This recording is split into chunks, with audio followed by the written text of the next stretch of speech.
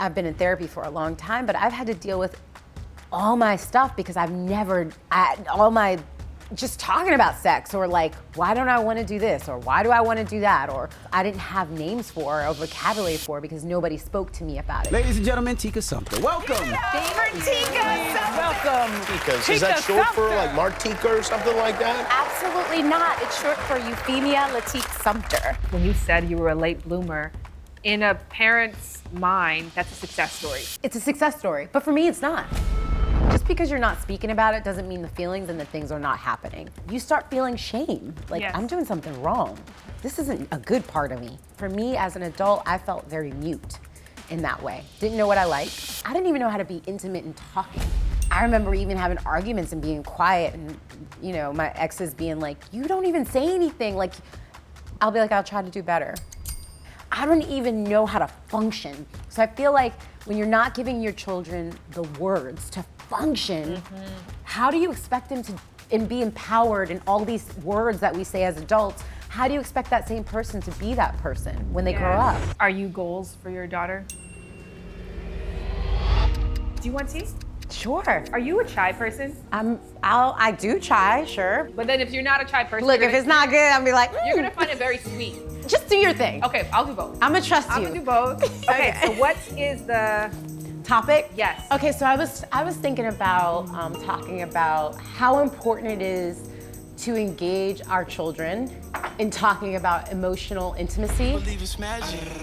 When you kind of dismiss that as a child, you don't know how to be as an adult. Yes. And I think in my own experience, I felt like a mute for so long. And for me, teaching my daughter what things are actually called, right? Because I grew up in church, and I grew up like, you don't talk about it, you feel it, you don't talk about it. And so you're just like, you're growing up kind of like tight all the time because you're like, I don't even know what I'm feeling. So how can you even express it to a partner, right? How can you express those things to a partner when you don't even know what it is? Yes. I think that's important to talk about. I think it's a great topic, Yeah, and it ties okay. in with the podcast that you have. Yes. And I think that's perfect. Okay, cool. This episode of Lovers is presented by Bumble. Date your way on Bumble. We were supposed to talk before, but then the fires happened. Yeah. What a beautiful thing that you did. Yeah. And also maybe have so many questions. You're like, why do you still have this baby stuff? I'm like, is Tika a hoarder? Because Am I? I think I might do you know what it is? Because with my kids, as soon as they grow out of something, I'm like handing it off. Because I'm like, more space. But I wanna be like had you. all these amazing, beautiful things that you gifted. That was so beautiful. Yeah, I didn't realize how much stuff I had. I honestly thought we were gonna have another baby, and we tried for one and it didn't work out, and I just kind of kept holding on to this stuff, and then I was like, this is the time. This is the time where other people need it, and I like my stuff. When I buy stuff, I buy good things. Yes, you do. And I love it. And I just thought, I'm gonna have another kid. And then when this happened, I said, you know what? It's time to let go because somebody else needs it. And my husband, Nick, kept bringing down buckets and buckets. We had like over 35 buckets of stuff that I kept for her. But I was kind of felt a little, I was a little ashamed of myself, to be honest, because I was like, why did I buy all these shoes? Why did I think she needed all this stuff? But I was grateful that I had the things to give to other people, and to honestly, I love the way I packed it. It wasn't like one of those like, take it. No, I like giving and making people feel special. So beautiful. Thank and you. then knowing too that this was not just giving away, it was also letting go. Letting go. Yeah. Yeah, it was letting go and being okay with where we are in our lives. And I love my daughter, and that's my one and done. And One is fun. One is fun, and she was a joyful surprise. And my husband and I were a little early in our relationship, and it was like, we're doing this, and we got Ella, and I feel super grateful. And you are doing this differently. You set an Yeah. intention to do parenting differently. Yes, I want to be present with my child, and because I'm one of 7. Like, I knew the capacity wasn't always there. I sometimes don't remember my mom saying, I love you. You know what I mean? Like, I don't remember those things. And so I want to look in my daughter's eyes and let her know, I'll tell her I love her and she'll say, I love you too. And then I usually say, that's impossible. Now she makes fun of me. I'm like, I love you. She's like, I love you too. And then she goes, that's impossible. So, but like that kind of like, I just want a relationship with my child and I want to be open with her. She does ask questions and she's curious, and that came to, we created this podcast called Adventures of Curiosity Cove for kids, and it's all original stories, just about like coming of age for kids, and this like little third grader, that's one of the series, and then the rest is all based on like emotional intelligence and fun stories that you can listen to in the car, or if you just need a moment with your tea and be like, turn this on, let them play. Yeah, and I have a book coming out in April called I Got It From My Mama. And I'm really excited about it because it's this idea of repair and also like apologizing. Yes. Like parents didn't apologize. This was like, what? Even my mom today, she's like, double down. Like, I don't need to, I'm like, it's like, okay. But like. My parents just deny my reality. Yeah. They're like, that didn't happen. That never happened. What are you talking about? You have a terrible memory. But to me, I think you're teaching your kid to take responsibility. It's like if you don't grow up in that environment, I mean, a kid who doesn't talk about their emotions is going to be an adult who doesn't talk about their emotions. I think you do mirror behavior. You mirror what's in your household constantly. You learn. And so in my household, like we never spoke about sex. We never spoke about anything age appropriate. It was just like, but like, it wasn't like things weren't happening. Things were happening. And whether it was people having sex as a teenager or people, having questions and feelings. And I also feel like a lot of unfortunate things happen in families because people don't talk about it. You think, you don't need to, if you don't talk about it, it's not happening. The problem is it's happening. And the problem is it's happened. And just from experience, I know that. And it can be shameful. Like and so I'm trying to change that story, right? In my family's life. I feel like if I talk to Ella in an age-appropriate way, I think the problem with sex, like people are like, sex education or sex, it's like, we're not talking about all the like details of adults. It's literally the simplified version of things. In the beginning at 5, starting at 5 years old, I started talking to Ella about what this part is called, like the vulva, the vagina. And she's like, oh, I have to go to the bathroom, or did you wash your vagina? Did you wash your, she knows the names of things, her petals are growing now, things like that. I'm like, and it makes her more confident knowing, and even if like our young boys and girls, like when they like, they're just like la-di-da touching themselves, and usually you're like, shut, don't touch yourself. Don't you dare touch yourself. And you're like, that's not what we do in public, and I feel like you scare kids and like, wait, what? This is all new. I don't even know what's going on. I just know that like I'm doing that. And if you don't explain to your kid in a simplified way, or if you just kind of like shame them, you start feeling shame. Like, I'm doing something wrong. This isn't a good part of me. And I think for me as an adult, I felt very mute in that way. Didn't know what I liked.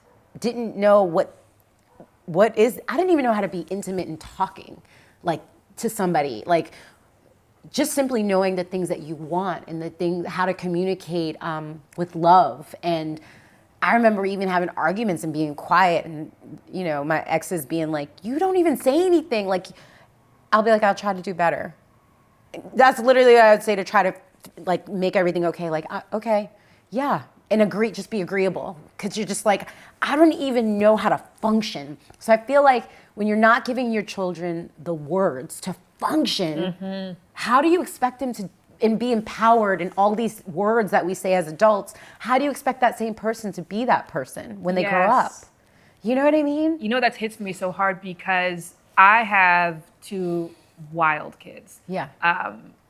We just let kids be kids, and I don't expect my kids to be adults in adult environments. I expect my kids to be kids in adult environments. Yeah. And this is not pleasurable for many people. Yeah.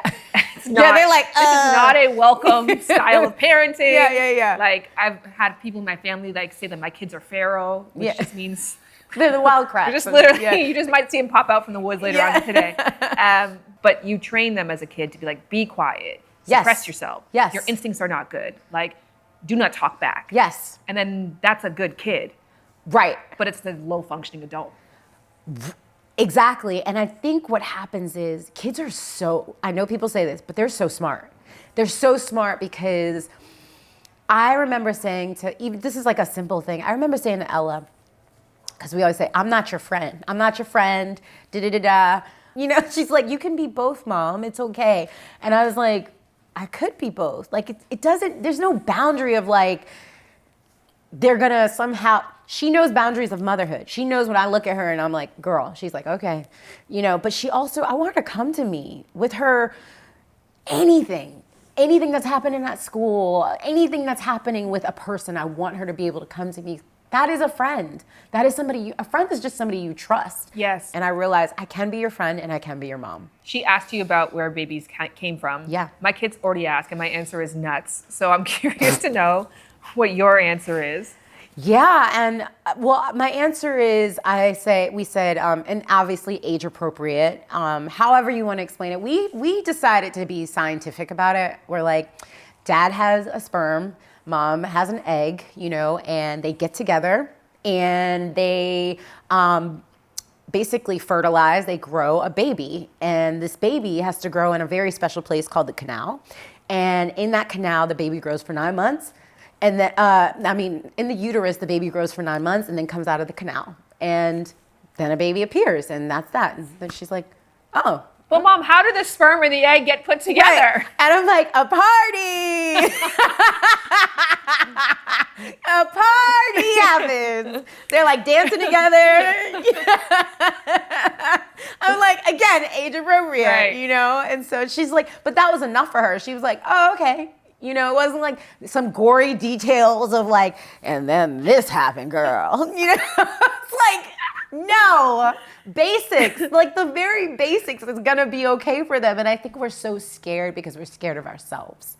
We're so scared to talk about it with them because we didn't grow up like that. And so it's like, well, some people did, but I don't know a lot of people who did. And it's like, it's being afraid that you're also going to not have the answers to what else are they going to ask, you know? Yes. How far is this going to go, right? But sometimes they'll surprise you, and it's pretty miraculous the way they're very smart, but they're also like, you give them a real answer and they're like, oh, okay, cool. Where are my Legos? You know, and then that's over. That's so interesting because, yeah, my daughter asked me the other day about, you know, how do you make a baby? And then I was like, well, Mom and Dad put their love together. That's good. But I remember being in the 4th grade and they brought in this like expert sex ed teacher who we asked that straightforward question. But by 4th grade, we know what the answer is. You know what, yeah. So this is just to see like, okay, can we actually talk to you? Yeah. And she was like, it's when a man and a woman hug each other very tightly. I'm like, did I just give her that answer? My sister, when her kids asked when she was young, she was like, there's a mystical man in the sky. I was like, why are we repeating this mistake? So I'm actually curious. I'm like, what would happen if I explain? Because they know body parts. I mean, all of it is just so interesting because this is what I do for a living. So I'm such an interesting litmus test as I watch myself go through the discomfort. Yes. And then having my partner who is sex positive also watching him go through the discomfort because we have 2 daughters. And so we taught them vulva and vagina and nipples. But then when it came to learning about the penis, because they were curious, he's like, don't mention that word. It's like, what? So everybody's got a vulva. But we're, you know, but that's it's challenging when you're actually faced with these things. And I feel like the more you make it normal, it's not. Because, like Ella makes fun, she's like, the penis. You know, she knows it's called, I'm like, what is it called? She's like, a penis. She's like, but Mom, Dad, your penis. Like, you know, she like makes it fun of it and like, because she can't take a shower with him anymore, like all those things. And she's like, oh, Mom has a vulva, Dad has a penis. Okay. And then he does our penis, you know. So, respectfully. Yeah, respectfully. And so it's nothing to her now. She's just like, whatever. But she is interested in like, what I've learned is whether you acknowledge it or not, kids are especially girls, because they have the same body parts as you, they're just interested in like, Ella's like, Mom, your nipples are like you need something over that. Your nipples are just pointing out. And she'll be like, just stare at them like, or she'll be like, Mom, that's hair. Like, you need to shave that, right? Yeah. And I'm like, yeah, it's hair. You're gonna have hair. It's good. She's like, okay. She's like, wow. I'm like, girl, okay, calm down. And they're so observant too. Oh, I gotta just show you too, because there's this thing, they're like called like bomb buzz or something. But so it like gives me back like the vavoom, but it's basically like a boob. It's like a like a boob job without the boob job. Yes. Yeah. But it's like an insert. So Well, they look great. the other day my daughter was like looking at my chest and she was like, just like, Yes. Yes. because she's confused because she's like, this isn't supposed to be here. Yeah. And then I'm thinking, I'm like, is this appropriate touch or inappropriate touch? And I know. we have a thing in our house too of like what's appropriate at home with your family. Yeah. What's appropriate in your Outside. room. Yeah. And what's Yes. appropriate outside. But then, yeah, you're just trying to gauge the curiosity Yes. versus without like, it being. I'm sorry. I think. yeah, this is I a- think. I'm gonna. Be, I'm like, look, I'm like, I'm going down the canal. It's okay. There was actually a point too. You know that podcast where Sorry, love. where the girl's wig falls. I was like, this is really weird. Yeah, I'm like, hey, Mom, I'm coming. This episode is sponsored by Bumble. Celebrate what you bring to the table and date your way on Bumble.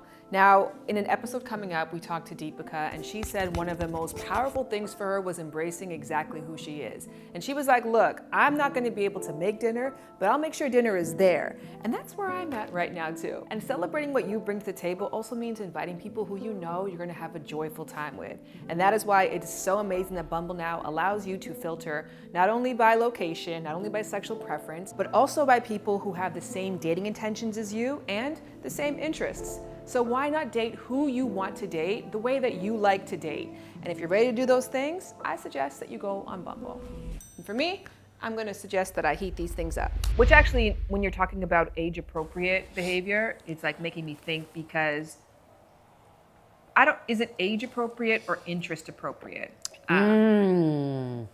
I did a course when I was getting certified as a sexologist that was year by year. What is Yes. normal sexual behavior? Yeah. And normal just means like within the range Yeah. of like recorded possibilities. Yes. So it was so affirming to me because I was a very sexual kid. I didn't suffer from sexual assault, Right. or I don't feel like it was tied up in trauma in any capacity. I think it was just my interest. Yeah.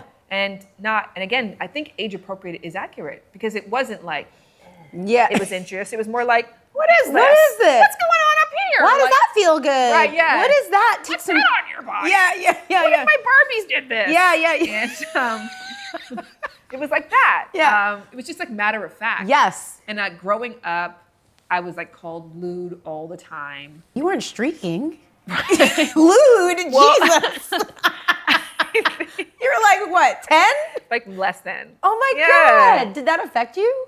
Of course, yeah. I think it did because you just realize that this part of me makes authorities feel disappointed in me. It makes me bad. So then Shameful. when I became a teen and I had the interest plus the urges, I was like, oh, this is a secret.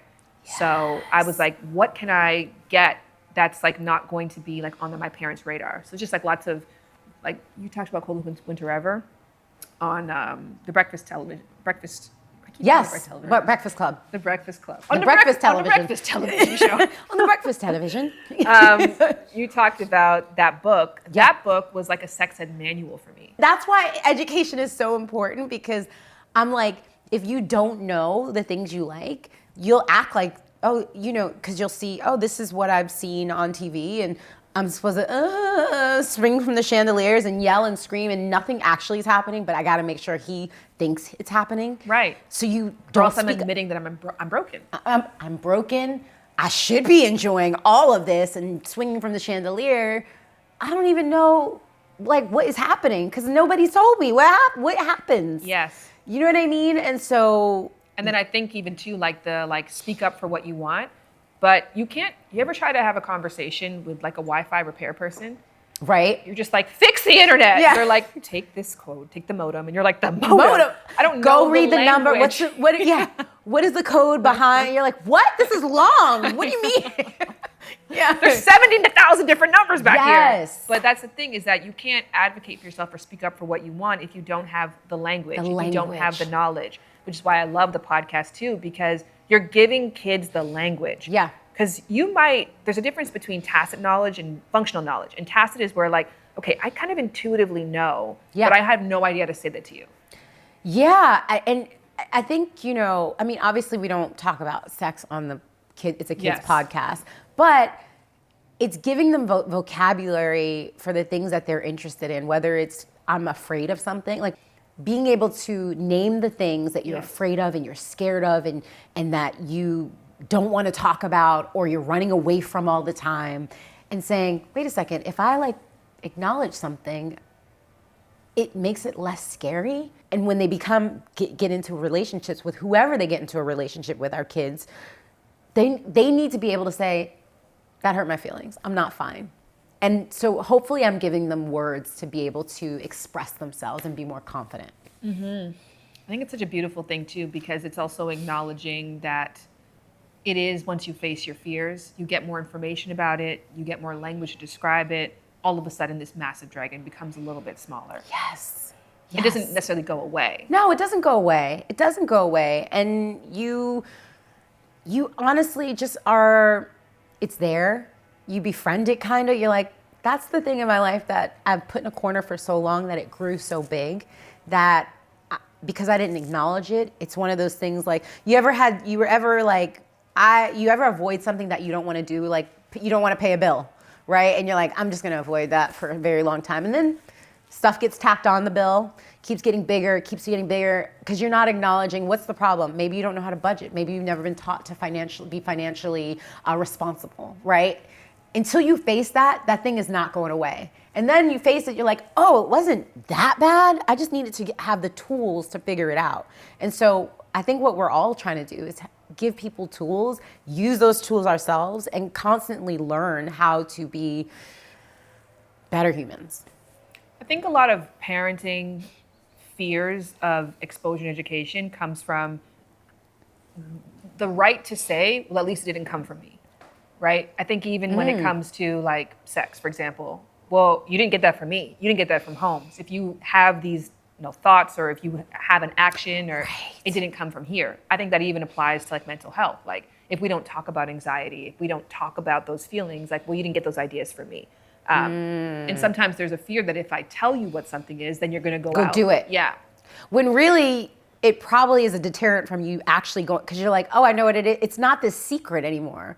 Like I remember growing up in high school, a lot of the girls were getting pregnant, and I was a late bloomer. Like I was not sexually active in school in that way. And so, because one, I was afraid. I know what would have helped me in a lot of aspects of my life, and I've had to I've been in therapy for a long time, but I've had to deal with all my stuff because all my, sex, just talking about sex, or like, why don't I want to do this? Or why do I want to do that? Or why don't I have this feeling? Or, just all the things I didn't have names for or vocabulary for because nobody spoke to me about it. Just because you're not speaking about it doesn't mean the feelings and the things are not happening. That's exactly what actually was just when you said you were a late bloomer. In a parent's mind, that's a success story. It's a success story, but for me, it's not. And it's not about the sex, actually. It's about all of the other feelings that are attached to it. Because this doesn't mean feelings and sensations aren't happening. It just means I don't even have the words to understand what my own body is doing.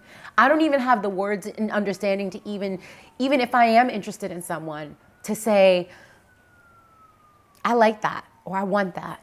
Can we try this? Or let's just lay here. Like, intimacy is also it could be just close talking, hugging, holding hands. Like, those are intimate things as well. And because I didn't even know a lot of the things, and I did it, I held hands, but in my mind, sex was this otherworldly thing of like, oh, I gotta be dancing on a table. I gotta swing from the chandelier. I gotta wear this. I got like, I have all this like old, I just threw it away. But I had this old lingerie from back in the day. My husband's like, what? Are you gonna look at you throwing things away? Yeah. Progress. But no, this one my husband's like, you never wore this for me. And I was like, that's the day when I was like not even my real self. You know what I mean? Because I thought that's what the expectation was. That is what it is. That's what I thought it was. And I'm like, no, you'll get way more from me now and actually orgasm than before. Because I'm like, girl, somebody was screaming, but nothing was happening. So I just, just that whole thing, I know I keep saying it, but like, again, just because you're not talking about it does not mean thoughts aren't coming, or even questions, just questions. It's not going, and you don't even have to delve into a deep, deep dive of it. I think what you should do with what you did, what you talked about with your program that you went through for the age appropriate stuff, you should do like a pamphlet for parents. Just like simple breakdown of like age, what can I say here? Here's what's normal or whatever, right? For this age to this age. And then what can I say when my child asks this? Because not everybody has the answers. I don't know. I just think that would be super helpful for a lot of parents. Yeah, I actually remember, because I mean, it talks about at age 5 how like self-pleasuring can start. You may not call it masturbation, but you're just touching an area that you're purposely intentionally touching because it feels good. Yeah, and it's not like how adults are like, let me go in the dark room and just watch a video. No, they'll just be in front of you, just being like, huh? Yeah. So I went to school today, and you're like, you gonna do that in front of me? You're like, I know that feels good, but that's private. You know what I mean? Like, whatever. This is your body. You can touch it however you want, but at those kinds of touch, you just do. You do alone. On your alone, and it's not this like sexual like, it's. Yeah. I think we're thinking of in an adult version of it, and it's not that. Because even when they're doing it, they're just like nonchalant, like, can you give me some carrots? You're like, you're like, girl. In your mind, you're like, girl. Yeah. So yeah. Exactly what and we're I'm just glad I'm softer about it. Like, I'm not like afraid and terrified. I'm not afraid. And at first you're just like, it's a little jarring. You're like, they're just kind of like, and then they don't do, I mean, after a while, like with 8, she doesn't do it anymore. It's just, but if I was to be like, shame, my daughter would probably be like, you know what I mean? Being in her room right now, being like, I never got to do it. And you're like, I don't know where she would be, but I'm just glad I didn't shame her. Yes. Yeah, and look, everybody's gonna, it's not gonna be everybody's thing. I get it. But I'm just saying, coming from a very religious household myself, and it wasn't on purpose that my mom didn't talk about it. Her mom didn't talk about it. Her grandma, like, that is just something you don't talk about in our households. And just coming from that space, I know that it was not helpful. Right. Yeah. It didn't get you closer. Because then you have to ask yourself as a parent, what is the goal? What is the goal?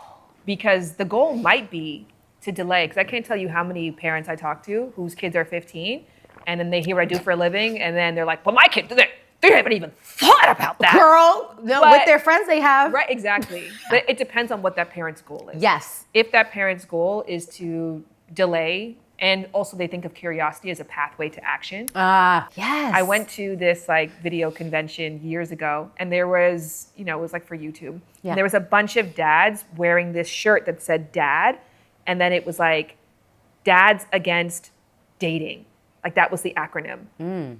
Like, and a bunch of them were wearing it. Yeah. Like, I don't want my daughter dating. And then you're like, is that the goal? Right. So then let me ask you, because I think everybody can define that for themselves. What is the goal for you?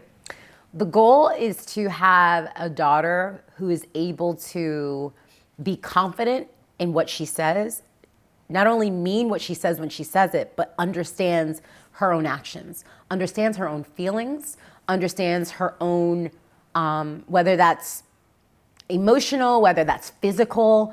I want her to be confident in any situation she's in, to not only call a thing, but understand what that thing actually is, and to have agency over her own self, and to say, Mom, I was in this situation. I didn't want to be in this situation. And I was like, nah, I'm good. I like him. We kissed, but I didn't want to go further. I didn't want to do it. And I told him I didn't want to have sex. Great. Bravo. You did, like, it wasn't like I felt weird, and I thought I wanted to do something, but I didn't want to go that far. But then we ended up, because I didn't know how to tell him, you know, like, I feel like sometimes the more you unravel the secret, then there's no secret. It's like, there's confidence. There's confidence behind the secret. That's what I feel like. And so I just want her to be able to stand up for herself in any situation, whether it's great or whether it's not so great. Because there is isn't there a percentage, like, if your child knows what her body parts are called, she's less likely to be molested. Yeah. So to be assaulted, right? And so that's my goal, is for her to be a confident young lady who is able to go out there and be like, and then to come home and be like, Mom, can we talk? Sure. Even if I'm scared.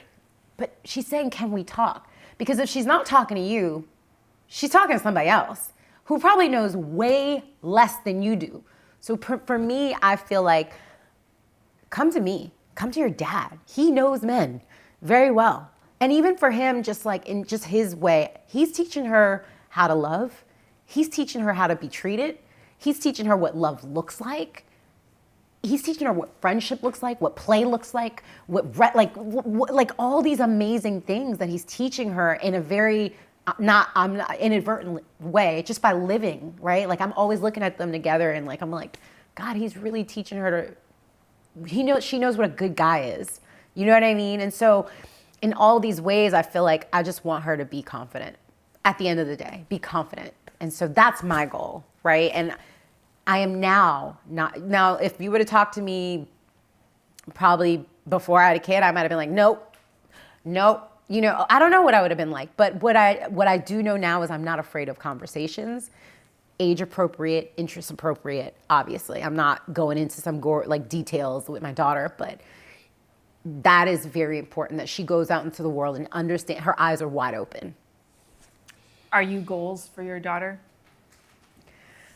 I hope she goes beyond my goals, like me. Like, if my daughter goes beyond me, I'm like, I did my job. Like, I want her to be better than me. And I feel like she already has a head start because of the change that I knew I needed. Even when I got pregnant, my husband and I knew I needed therapy. I was like, she was actually in the therapy office crawling on the ground because we didn't have a babysitter at that time. And my therapist was like, come on in. She didn't understand anything. She's a baby. She was a mess, but she was a baby. And I just knew I needed help to talk. At the time, I was like, oh, I know it's you, it's not me. It's talking to my husband. Like, you know, I'm like, no, it's you too. It's a lot of you, me. And so, but that has made me it's made me a better person for her. That's why I did it, because I knew, I was like, I am not gonna allow you to go through the mental gymnastics I've had to go, like, figure out on my own, and because of my own family trauma that I've never dealt with or talked about or shared with another person, or I was like, we're not gonna have secrets, and we're not gonna have all these kind of like molds over conversations that are not allowed to be had. No. For people who have come up from a religious background, coming up from a mom who didn't have the time or capacity to deal with the other side of being a human, food, water, shelter, check. Yes.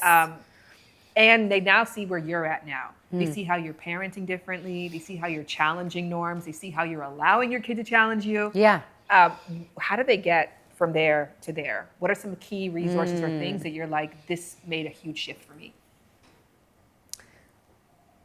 You know in your heart, just like I knew in my heart, things needed to be different.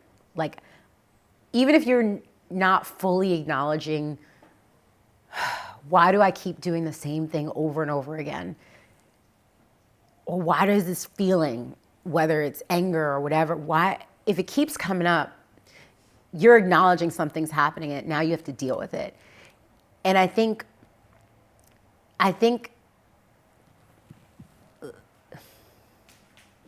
telling yourself, for me, I had to be like, there's nothing to be afraid of. And I also had to say, I don't want the same traumas for my daughter. I don't want the same secrets for my child. I want different. That's what it was. I want different for her. She has to have different. Like, I don't think there's any way that somebody can have a child and not think, I want better for you. I just think that's just human life evolution. You want better for the next generation. And so for me, that was it. I was like, I want better, I need to do better. I need to be better for me, and I'll be better for her, because we're not gonna go through this same chain of reactions that has happened in the past. And then from there, I think you just learn and you find out things that you've never talked about before. You get involved with other parents or other groups that you're like, hey, how do you guys go about this? Because that's what we started doing at first. We were like asking friends, like, how did you get this question asked? And they're like, oh yeah, we talked about it in a very matter-of-fact scientific way. Oh, so that took the the scariness away. If you just open your, closed mouths don't get fed, open your mouth and ask questions, or go find people like you, go and look at what you're doing, right? Like how you're speaking, or if it's, that's why I said you really should do that pamphlet, or at least talk, I don't know. I just think some kind of web version. Some kind of web version of it. But seek the information and then put it in your own terms, right? And then there's always ChatGPT. I'll say the last thing I will say about the pamphlet thing, because when I finished that course, I remember going back to my parents and showing them, being like, look at these age-appropriate behaviors. And I asked them, when I was 1 and I started walking, did you push me down because you were afraid that there would be danger, or you thought it was too fast or too soon? Like, you looked at that as normal development. So why, when my sexual self started to develop, that was such a negative thing? And they took it so personal, as if I was doing it against them or to hurt them, versus this is just normal development. Yes. Normal, beautiful, human development. Yes. And I think that's the thing right there. Like, you always think it's your fault as a parent. You're like, it's like when you argue with your husband or something, and you guys are talking about something, and he brings up something, or she brings up something, whatever, whoever brings up something. You're like, well, I didn't. It wasn't me. And it's like, no, we're not the enemy. The thing is the thing. What we're talking about. You're not my enemy. I'm not your enemy. It's just this thing that we've never dealt with, right? And you've never had to deal with. So put whatever thing that is, it's right here, but I'm not the enemy and you're not the enemy. And if you can somehow change the thinking of if my daughter comes to me and says whatever she says, I can't just be like, you didn't get that from me. You got it from who? It's like, nope, the thing is just the thing, and let's just talk about that. I look, again, I think our parents didn't necessarily have all the tools, right? So, and to your point, we don't either. We don't either. And the other generation's going to have even more tools. Even more tools. Yes. Not only the tools, but the spaces to even talk about stuff like that. I only think maybe some maybe hippie parents maybe talk, I don't know. I didn't grow up around that, but I think most parents did not have that space, or at least I would say in my circle, most parents just did not have that space to be like, girl, so I talked about with my mom or my grandmama, this, no, absolutely not. I know in my world, absolutely not. So I think giving space to our parents too, to be like, hey, you didn't know, but now we know better. And now we want them to do better and know more and keep it going on and on and on and on. Well, I asked you the last question so that you could get to plug in your own stuff and be like, and then other tools that were life-changing. Yes, let's do that. Okay, cool, sorry. See, I wasn't thinking about me. So, and I think, other tools I think Adventures of Curiosity Cove, is helpful, just an emotional positivity and intelligence and understanding how to. And what I love about these stories is my daughter asks questions. It opens up pathways to have conversations with your kids. Because after she heard the fear one, she asked us in the car. She heard the dragon, and she goes, "Mom, what are you most scared about?" That's what she asked me, and then she asked her dad, and I said, we asked her, and she's like, "Losing you guys." And to hear that from your child, I didn't know that was her biggest fear. That opens up so many conversations that we can have, right? And I think those tools are the tools, because then it'll give you pathways to open up other conversations that you want to have. But I think when you start with just the simplest conversations with story, I think story is so important. But yeah, so those are some of the tools, and I'm super excited about this book again. Parents make mistakes, and we're also allowed to apologize to our kids. Doesn't take any power away from you. Yes. In the dynamic. And then you also have a movie coming out. I do. I have a movie that I co-wrote, and Tyler Perry's directing it. We're finishing it in Italy this year, and it's about two sisters finding their way back to each other after their mom passes in order to continue to be sisters. Yeah, to have intimacy. Intimacy. That's what we want. That's what we want. Mm-hmm. That's what we want. Tools and intimacy. Tea drop.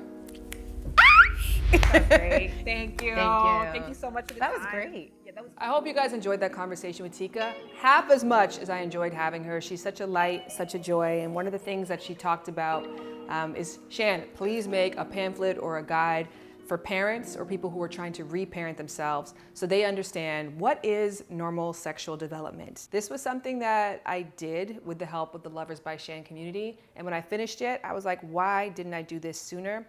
It was so healing for me, and I really hope it will resonate and be powerful for all of you.